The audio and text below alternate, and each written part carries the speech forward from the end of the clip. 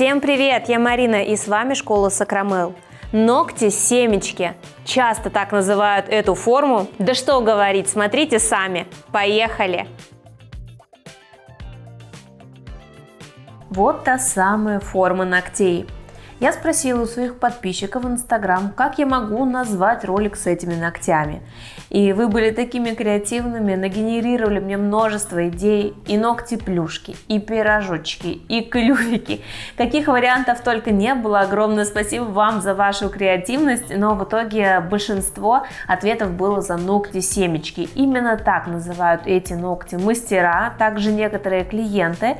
Ногти, которые слишком сильно и резко заужены к свободному краю. Почему так происходит? Во время опила мастер ставит пилочку по диагонали от точки вроста, они сносятся и получаются задранными, такими взлетными полосами. В целом, некоторым клиентам даже нравится такая форма. Вот когда она слишком острая.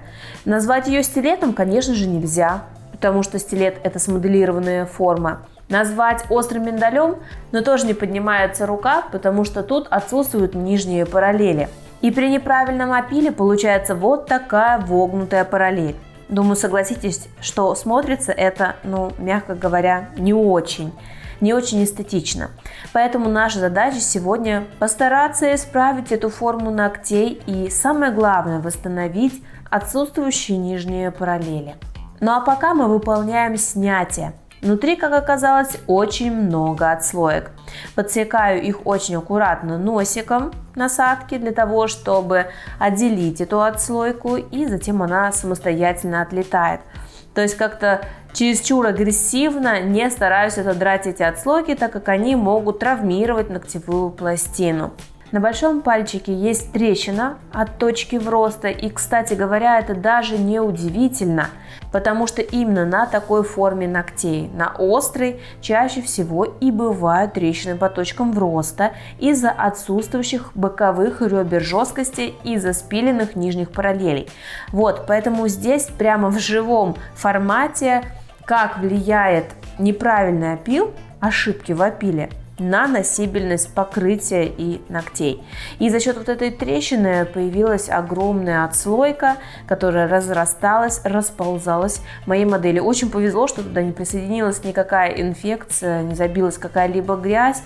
Вот поэтому мы это сразу убираем и даже видим, что ноготь такой как бы глянцевый, то есть туда попадала влага и уже даже поверхность стала вот такой равномерной. И убираем все остатки покрытия. Постепенно приступаем к маникюру. Кутикула у нас небольшая, при этом влажная. Для подсушивания будем использовать присыпку. Но предварительно зашлифуем поверхность, пилочкой убираю отслойки, сглаживаю переход материала. Там, где отслоек не было, либо зону около кутикулы, прохожусь при помощи бафика, для того, чтобы сильно не травмировать ногтевую пластину. Вот сейчас мы хорошо видим на большом пальце, насколько большая трещина, и идет она прямо по ногтевому ложе. Такую большую нет смысла просто сверху чем-то закрывать материалом. Лучше ее срезать, убрать и затем уже отремонтировать. Мы приступаем к комби-маникюру. Использую алмазную насадку пламя с красной насечкой для приподнятия кутикулы. Будем выполнять срез. А пока что предлагаю поговорить, почему все-таки такая форма некоторым нравится. Иногда действительно клиенты хотят форму более узкую, более острую и говорят: сделай, пожалуйста, мне вот такую острую форму, похожую на коготок. Кстати говоря, были ли у вас такие случаи? Тоже делитесь, пожалуйста, этим в комментариях. Всегда очень любопытно почитать ваши истории. Так вот, клиенты не всегда понимают, что для острой формы нужна длина. Так же, как и для формы миндаль. Не бывает короткого миндаля. У нас получится в лучшем случае заостренный овал, но никак не миндаль. Поэтому необходимо рассказывать клиенту, если он хочет острую форму, то нужна длина. Если у вас нет длины, тогда предлагать моделирование. Неважно, какое оно будет, на гелевые типсы, на верхние формы, либо обычные шаблоны.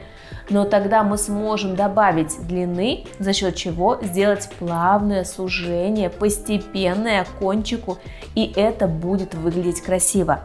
Почему такие ногти как раз выглядят как семечки?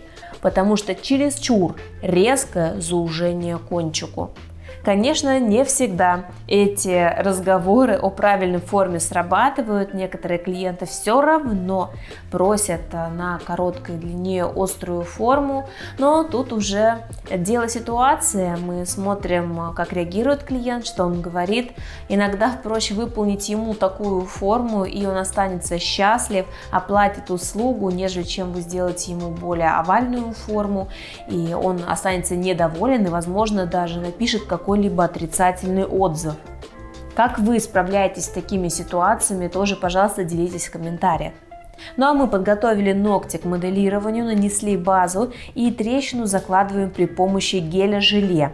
Он подстраивается под цвет ногтевой пластины, будет хорошо держать эту трещину, и она не разойдется. Для укрепления будем использовать твердый гель, и необходимо поднять клюющие кончики на указательных. Поэтому кладу на свободный край побольше геля, а затем будем выпиливать изнутри натуральный ноготь. Нравятся мои ролики? Хотите знать больше о маникюре? Приглашаю присоединиться и получить доступ к базе знаний школы Сакрамел. Более 20 видеокурсов по цене одного с получением сертификата. Они доступны по всему миру. Подробнее читай в описании. Также хочу поделиться с вами ситуацией с данной моделью. Во-первых, по форме ее вроде как все устраивало. То есть ее не смущало, что ногти были короткими и острыми. Во-вторых, мы сделали разные техники укрепления. На правой руке я сделала восстановление при помощи геля, просто укрепляя ногти, а на другой руке, на левой, я выполнила приподнятие и укрепление при помощи верхних форм. Я сняла отдельное видео для Instagram странички, можете посмотреть мастер-класс с этими ногтями на страничке нашей школы. Там был подробный мастер-класс, как установить такую ногтевую пластину при помощи верхних форм. Зону около кутикулы мы достраиваем фиолетовым гелем с блестками, но я продолжаю наш рассказ.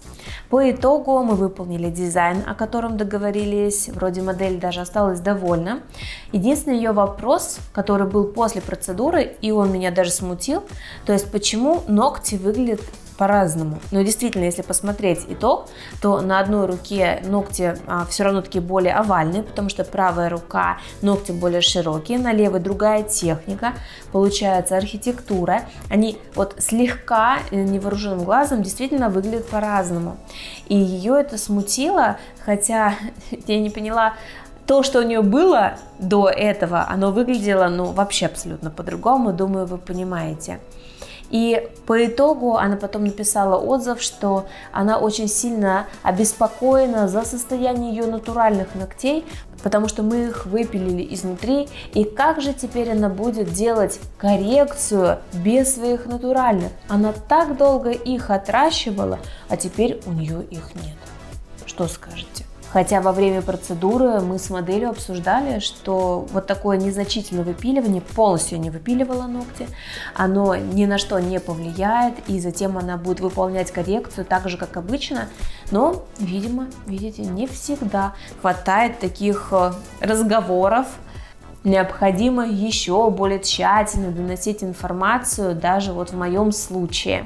Мне кажется, хорошим вариантом будет демонстрация работы до и после. Например, ногти были острые, а будут вот такие вот миндалевидные. Не столь острые, но зато правильные по форме, по опилу, по архитектуре. Мы выполнили опил, приступили к дизайну, поставили на липкий слой слайдеры, добавили потали, слегка в некоторых местах перекрыли поталь молочным топом для большей глубины и интереса дизайна. Переворачиваем руку и слегка выпиливаем изнаночки там, где мы поднимали клеющие ногти, ну а также чтобы подчистить натуральную ногтевую пластину изнутри. И перекрываем топом. И наш результат. Вот смотрите, одна рука у нас с помощью обычного укрепления, а другая с помощью верхних форм. Вот насколько вы тут видите разницу, действительно ли она настолько критична, пишите об этом в комментариях. Да, наши ногти получились не такими острыми, более овальными. Пишите в комментариях, какая из форм вам нравится больше. Смотрите и другие ролики с преображением на канале, подписывайтесь. Ну а я желаю всем успехов. Пока-пока!